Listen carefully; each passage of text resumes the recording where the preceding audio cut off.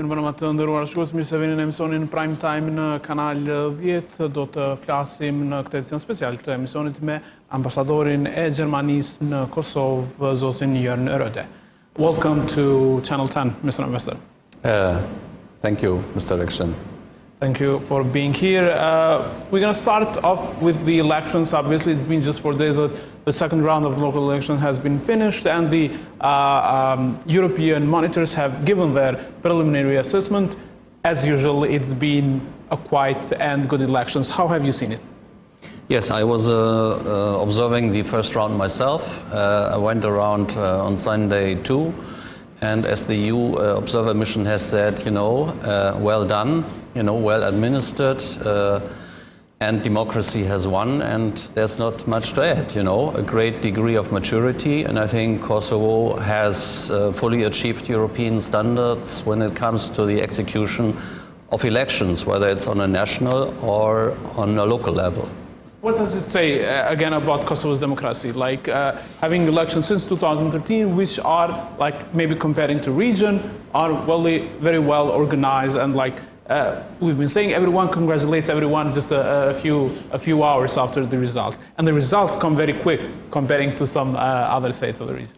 Yeah, I mean, this is good news, and you can be proud of that. That also in the region, that's a really good mark.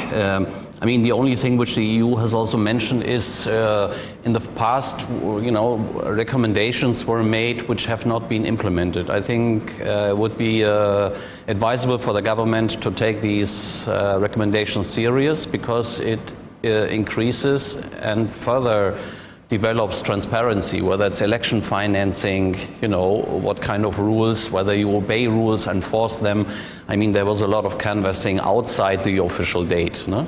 And so there are things where you still need to talk about, but they are not changing the overall very good impression we have. There are always critics on what happens in the north, if there's enough political plurality, let's say, and you have a very high turnout in the north Serbian-run municipalities always, but there are some voices which say, obviously, that people kind of are pushed or forced to vote, and there's just one political party always winning. Yes, I mean that... Is it a concern? There's, of course, in a democracy, when there's no competition, that's a concerning sign. And I think democratic competition without competition is then needs to be done something. I mean, we all know Kosovo is a special place, and a lot of problems are linked to the north, and one of it is the lack of democratic competition.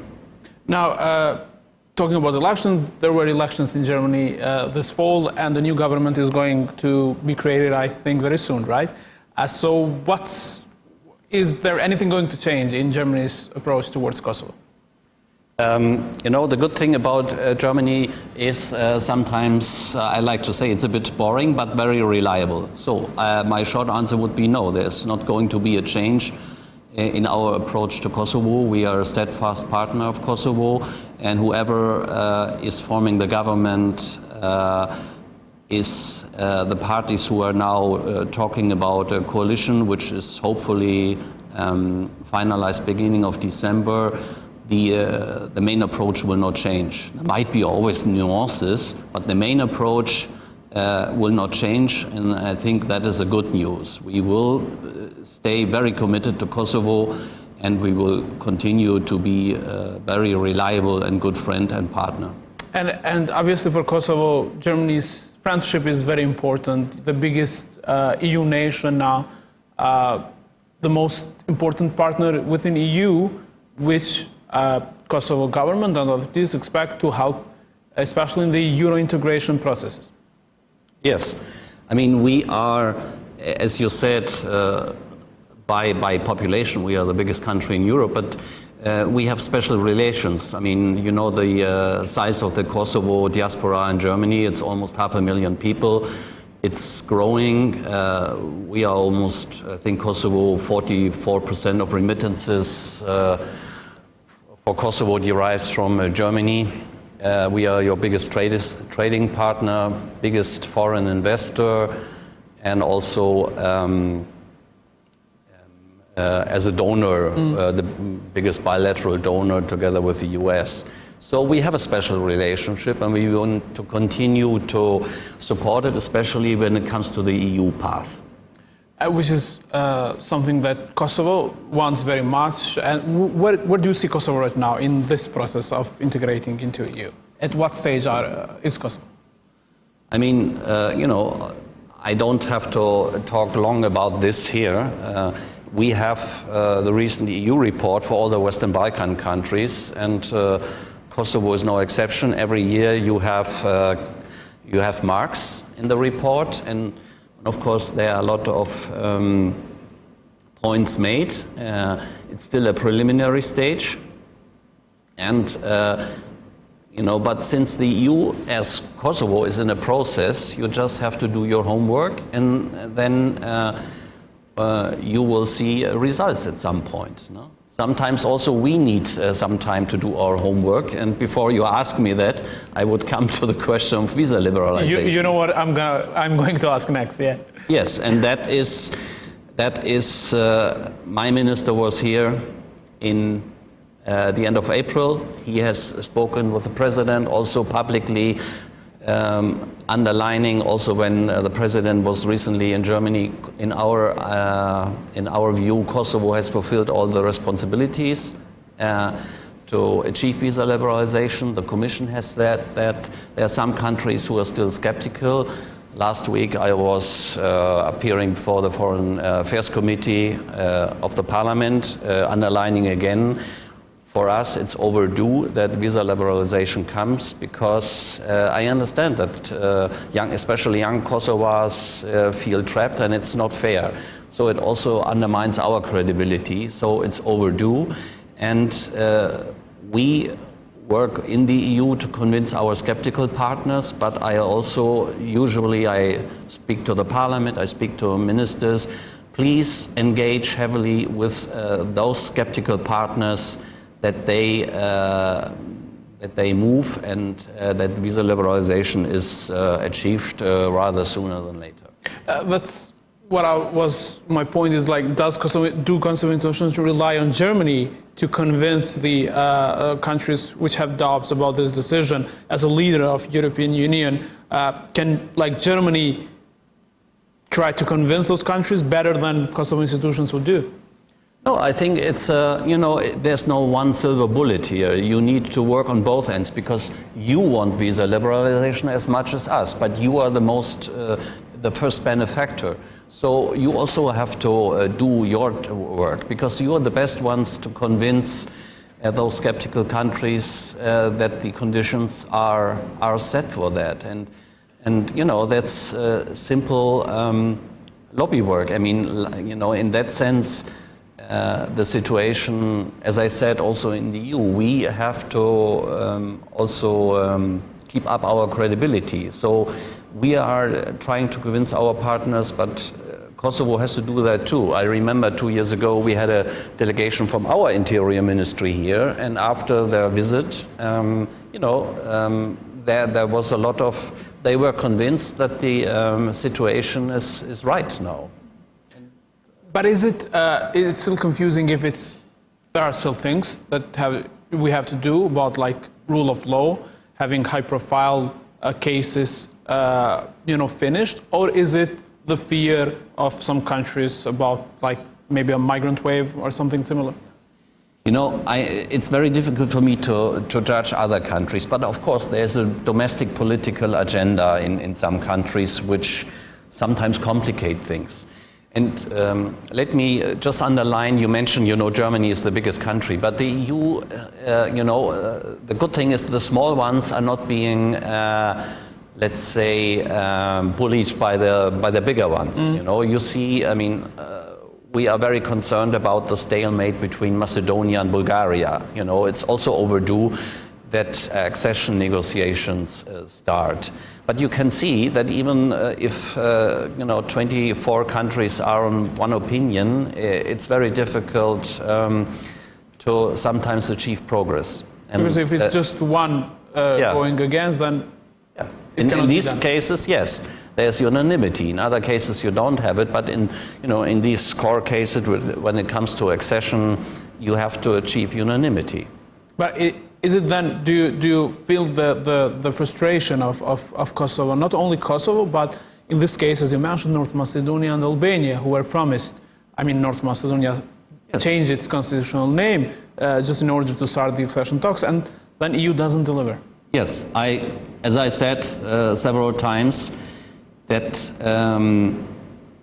I see the main point for us is that the EU's credibility is at stake, and we are trying to do everything to get the train going again, whether it's in the Macedonian-Bulgarian case, whether it's visa liberalization for Kosovo, or, we have so many topics in the EU.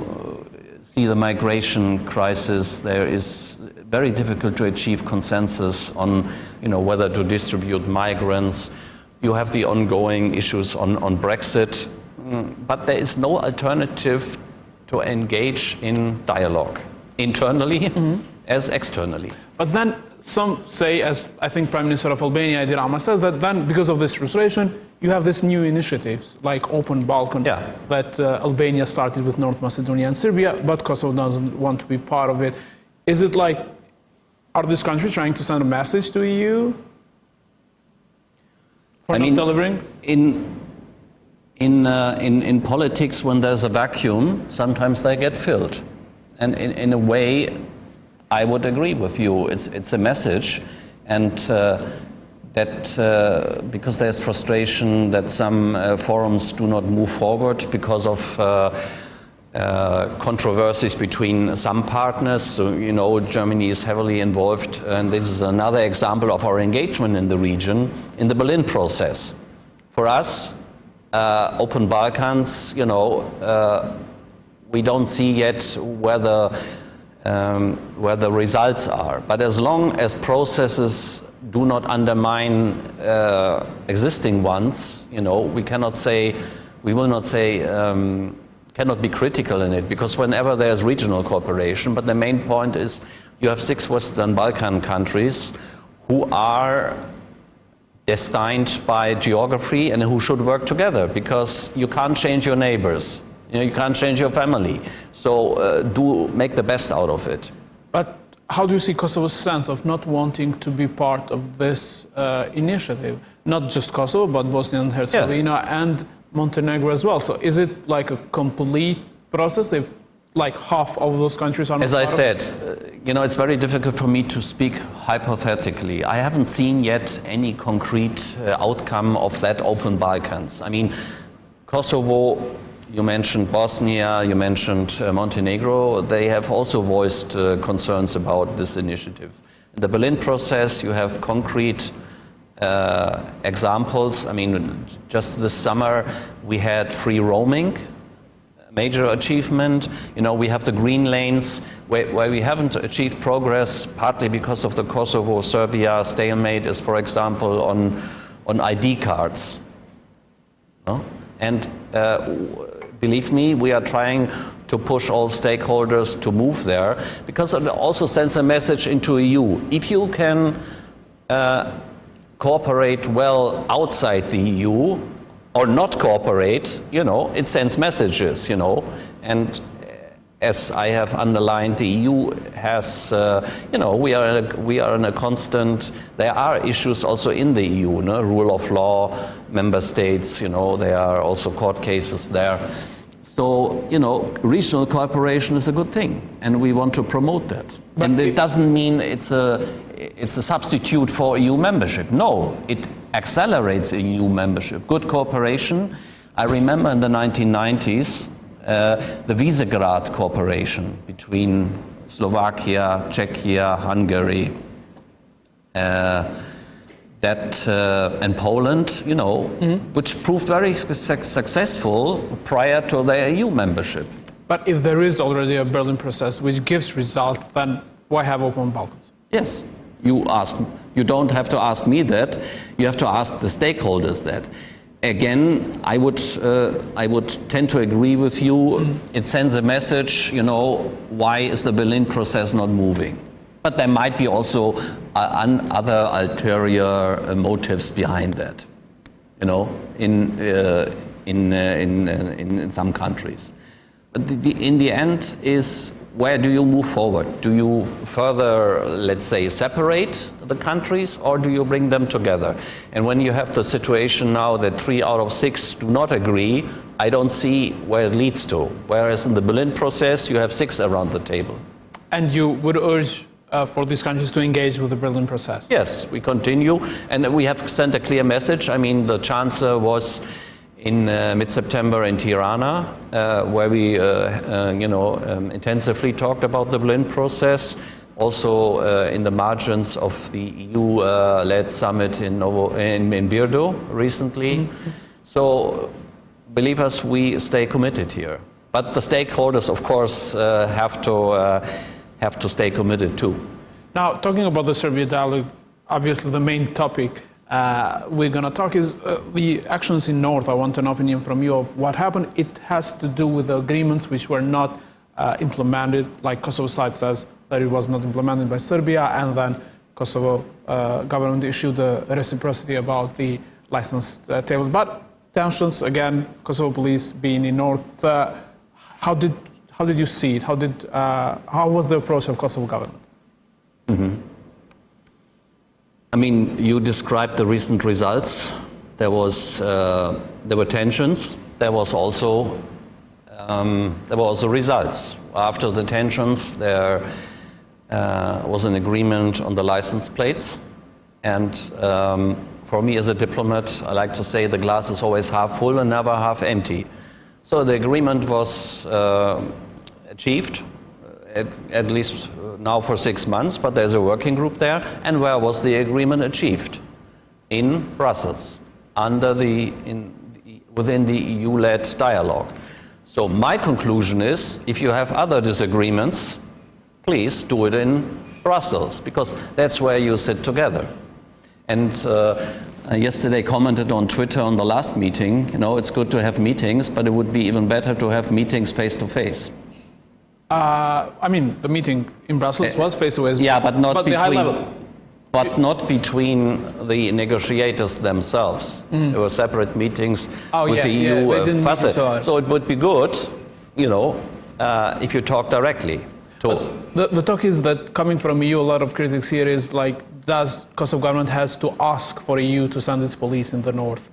Because, I mean, the reaction of Mr. Borrell was seen as biased, as asking from Kosovo government not to do anything without like consulting Brussels. So people here ask is, can Kosovo police be everywhere in the country when they think there's an operation that has to be done? Yeah, I mean, you have to ask that the High Representative in Brussels. Our position is clear. Kosovo is a sovereign state, and but whatever is done, one has to take into account the political environment and situation, so act prudently and with restraint. But you haven't seen criticism from the German government on that. And but as I said, what does Kosovo want to achieve? We want to achieve progress for the people, you know, free travel. You want to attract investors. Investors need calm and a stable environment, you know, and so all the parameters you have to take into account when you want to achieve progress or when you take action.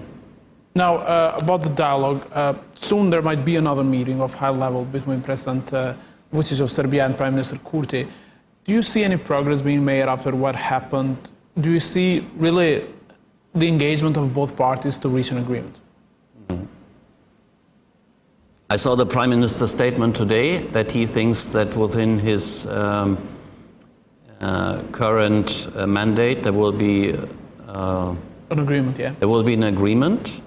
You know, that's good when you're optimistic. I'm also optimistic. You know, the glass is half full. But again, in order to achieve an agreement, you need to talk to the other side. You cannot determine what the other side puts on the table. You put on the table your demands, and the other side puts on the table their demands, and then you see where you can find common ground. That's a principle. You know, whether you call it dialogue or negotiations, it's the same. You have to talk to each other, and I think it's never a good idea to refuse to speak about certain issues, because that creates taboos, and taboos are in that way not conducive to outcomes. But the aim of the final agreement is clear, right?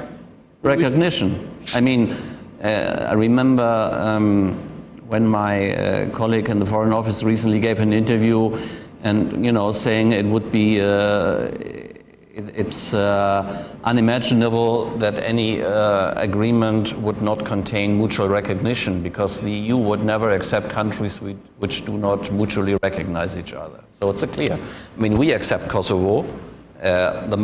Almost all EU countries accept Kosovo. We support Kosovo for international recognition.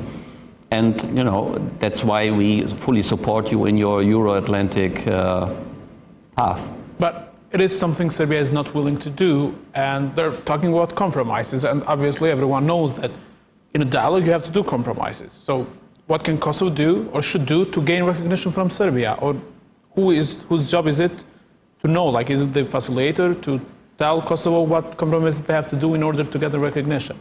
No, that's very clear. It's not our job to tell Kosovo what to do. The only thing we can do, and that's why we call it EU-facilitated dialogue. We are in the room, but we are not telling sovereign states what to agree on, but we tell both sides to respect basic parameters of international negotiations. There are older agreements which have been ratified. Please implement them on all sides, and talk to each other in good faith, And third thing, just technically, do not do megaphone diplomacy. First statement publicly, and then it's very difficult to, let's say, come down from the fence.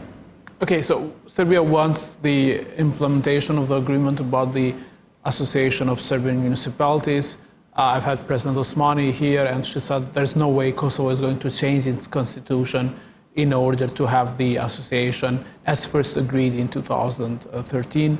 At best, she said, this can only be an NGO. Yeah. So there's a 2013 agreement which was ratified by Kosovo. There's a 2015 edition where the Constitutional Court gave its opinion. You have the Serb position, you have a Kosovo position, and you find, and the EU position is also clear, the EU position is our position. You need to talk about it. For sure, for us it's clear we are not looking for, a Bosniazation or a second Republika Srpska, but, there's a lot between you. For us it's clear you have to talk about this topic, since there is also a legally binding agreement, and again, whether it's this topic or others, talk about it. But what do you do? Do you change the first agreement? Do you respect the decision of the Constitutional Court, which Serbia then wouldn't want to implement? They say they don't need an NGO. They want an association which can decide about many aspects of life of Serbs. Again, I will not tell neither publicly nor privately what Kosovo should propose or not propose. That's up to the sovereign government of Kosovo. What I can only do is you have to talk about issues even if you don't like them, and not say we don't talk about it. So you should find a middle ground about the way to implement the decision of the Serbian municipalities. You can, I don't know, you can call it middle ground or not, but you have to talk about it. There is an issue here which is unresolved, and it for sure doesn't get resolved if you say no, we don't talk about it. It's not only this issue; it's other issues too. I mean, there's the integrated border management, which has not been resolved. But we have examples about the dialogue where issues have been resolved. You have an international dialing code. You have the integration of police into Kosovo structures. You have, on the border, you have customs duties which are being collected since some years, which brings Kosovo a lot of revenue. You have cadastral records. So there are results. And coming from a German point of view, as long as Germany was not unified, in 1988, when I joined the Foreign Service, I couldn't have imagined that 1 year later the wall would fall. We had an incremental approach. We always went, let's say, our main aim was, our narrative was, what can we do to make life easier for people? And I felt it myself. Suddenly I could visit my relatives on the other side of the border without asking for a visa. Yeah. Before that, before that I had to wait 8 weeks. And these were things. And of course there was always the discussion in Germany, how can you give money to a dictatorial regime? How can you do that? But it made my life easier to see my relatives. And we know that Kosovo does a lot of trade with Serbia, and now people can move with their IDs from Serbia to Kosovo and from Kosovo to Serbia. Yes, and if you, for example, there are these issues, non-recognition of diplomas, academic qualifications, professional ones, would make life also easier for people. Yeah, I mean, there's not time frame of when this agreement can be reached, but how do you see the role of U.S. and their engagement?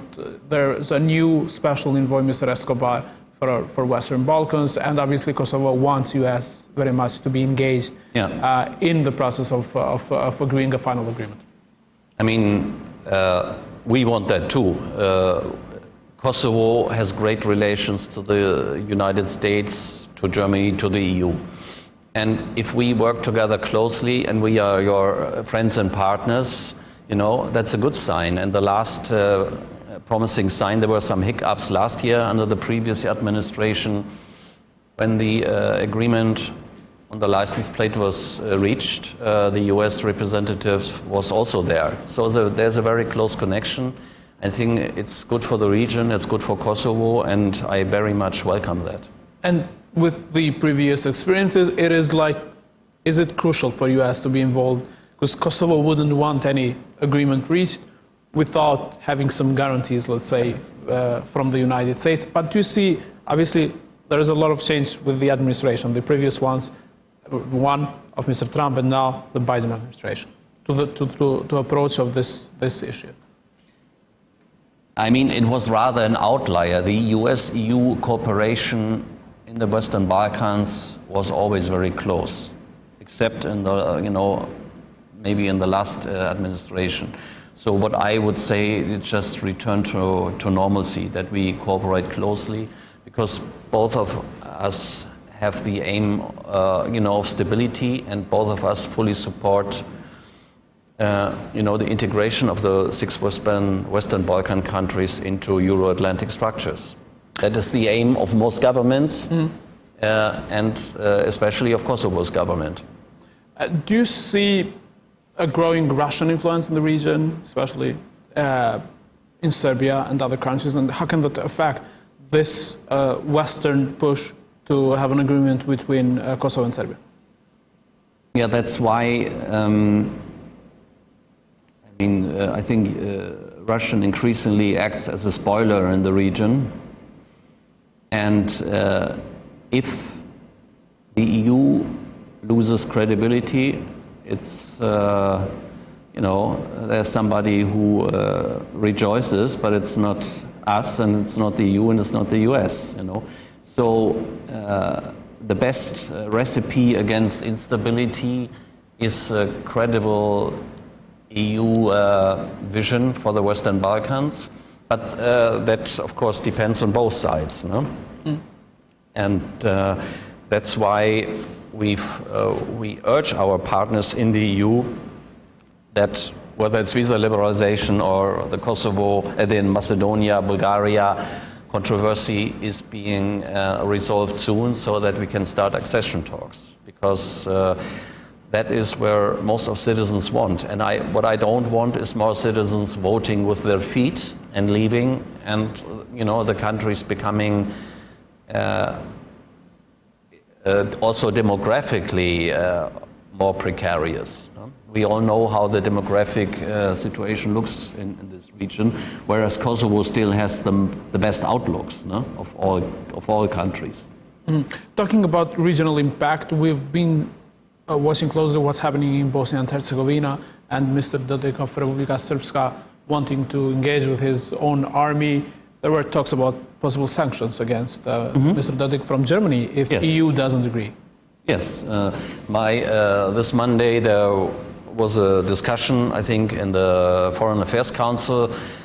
My minister has also publicly said, we are not going to stand idle with a nationalistic and irresponsible behavior by Mr. Dodik in the Republika Srpska, and German taxpayers' money will for sure will not continue to be poured into that, and there has to be we have to think about the possibility of also imposing sanctions if that continues, but this will be in close cooperation with partners. But then you have countries within the EU who are, in a way, empowering Mr. Dodik, like Mr. Orban of Hungary. That's why you have to talk in the EU and convince, But I think my minister sent already a very clear message that we are not standing idle, and the High Representative in Bosnia has also issued clear statements how he sees the situation, and for sure it's very concerning, and you can believe me that in the capitals we are concerned. But do you see any real danger of conflict erupting, of Republika Srpska really trying to part away from Bosnia and Herzegovina? Again, for me difficult. At least the last weeks were concerning. That's why these statements were very clear now. Don't continue on that path. But then you have Serbia having a big impact there, and Mr. Vučić, and he has impact in Kosovo as well, of what happens in north. It is like local Serbs turn to him, just like they do in Republika Srpska. So a lot of people see him as a source of destabilization in the region. Yeah. You can be sure that all stakeholders are regularly reminded to be, if you want to be part of Europe, you have to behave as if you are part of Europe. If you behave destructively, it's not going to bring you to Europe, that's for sure. There's another issue I want to talk with you. It's the now standing decision by the Constitutional Court of Kosovo for the Deshani Monastery land. It is something that all the Quint countries and your country has been pushing forward, and it's been some years that is not being implemented. Why is that happening, Gary? How come that it's been 6 years and nothing is happening? You're disappointed with that? I arrived here last year in August, and I've now, as Quint ambassadors, we have issued 4 statements on that topic, and I'm a bit I'm surprised that the government or continuous governments have not implemented a court decision by the highest Kosovo court, which has been unanimously decided in 2016, which has been now basically the court has issued a yellow card about non-implementation, again unanimously. The international community, whether it's the Quint, the OSCE, we have clearly said rule of law means rule of law for every citizen and for all stakeholders, and not a la carte. If you don't like a judgment, you don't implement it. And again, this is also a test of rule of law credibility, and I really hope that this implementation comes soon, because, and here I think there's another aspect. It also would increase trust by minority communities in the system. But I mean, you've had at least 2 prime ministers or 3 prime ministers your time here. What do they say when you bring this up? Are they not interested at all to address this issue? I mean, you have seen statements that the court was not impartial or so. You know, I'm not commenting on that. I only see a Kosovo state institution which has several times now clearly said what has to be done, and other state institutions have to implement it. And if you don't do it, it undermines trust in the legal system, especially in a fragile environment where minorities, you know, the Serb minority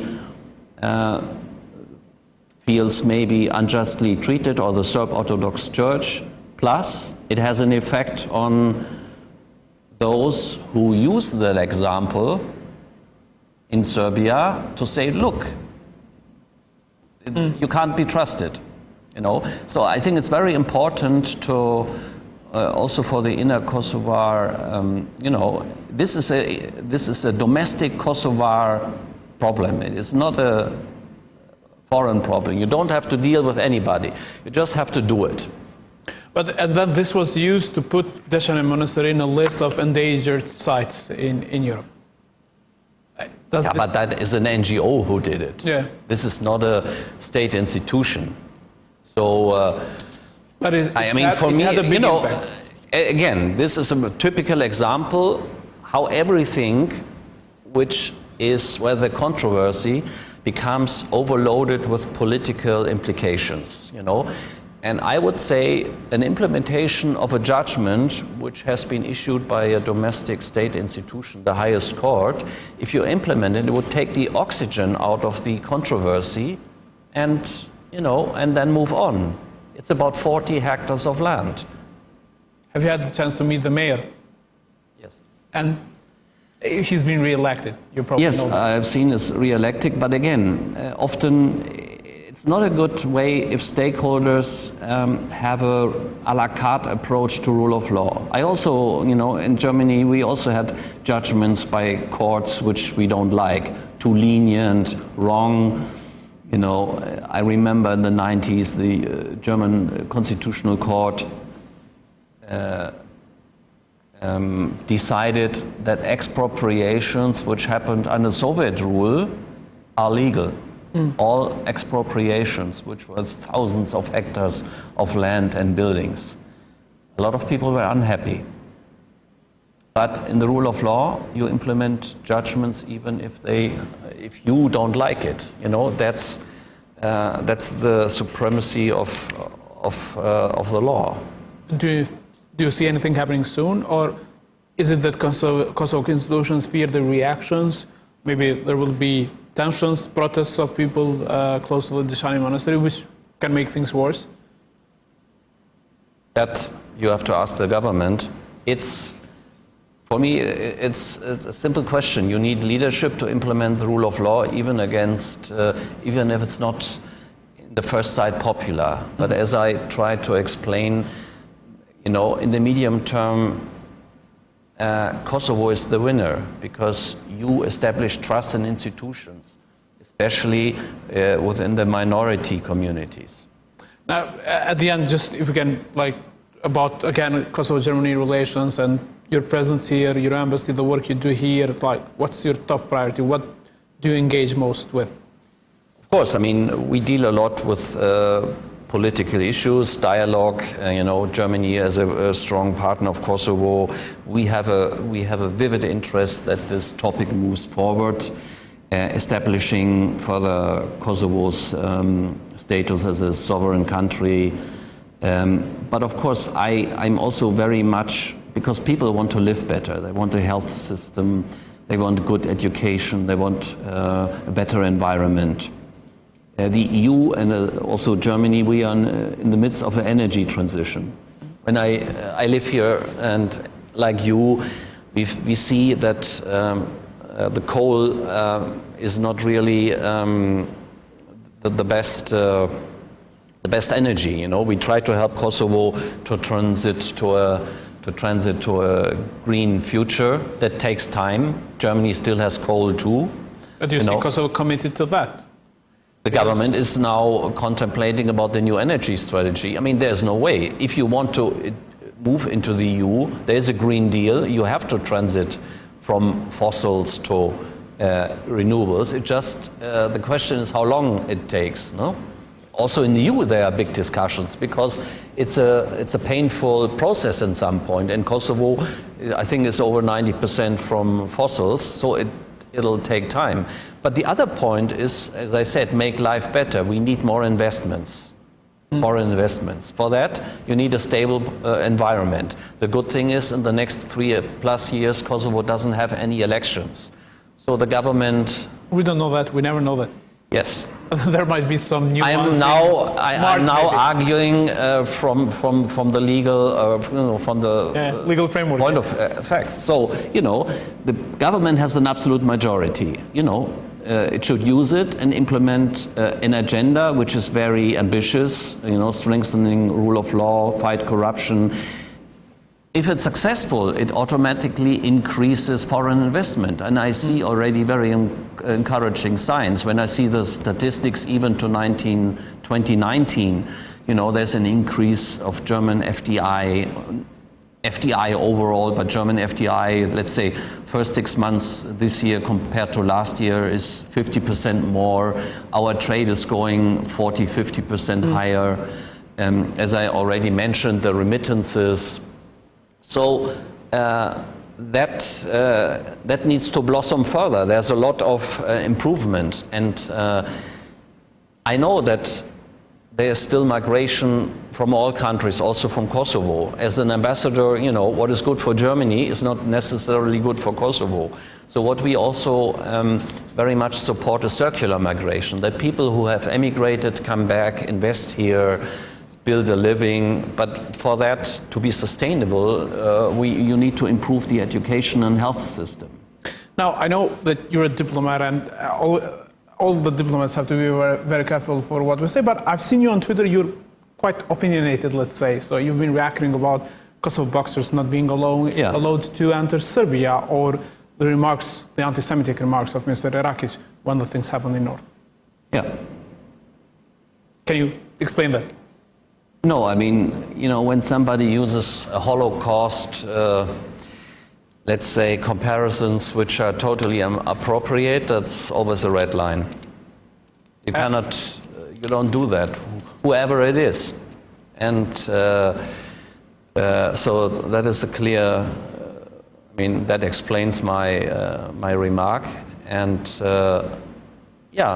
we talk a lot about international cooperation. And when I said not letting boxers box is an example of closed, not open Balkans. How can you make your case if on these basically very human-to-human topics you can't even bring progress? Mr. Ambassador, it's been a pleasure to have you on my show. Thank you very much. Thank you. Thank you. Ka qenë gjithçka person të ndëruar shkuesi, zakonisht pas pak vjen politiku më. Bashkë në ndërmjet. Atë.